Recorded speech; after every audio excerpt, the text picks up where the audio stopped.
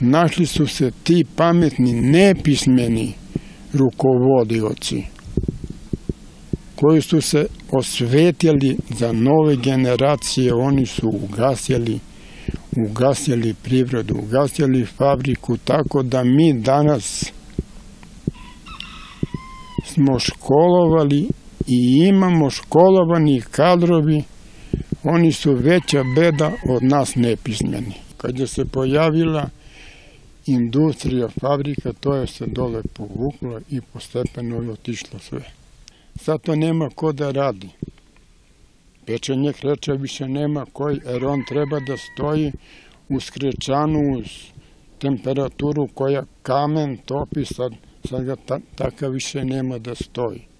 Ovdje da čuva stoku ili saralicu, da ore, da kopa i da kosi, i toga nema više. Sigurno ima 50 godina.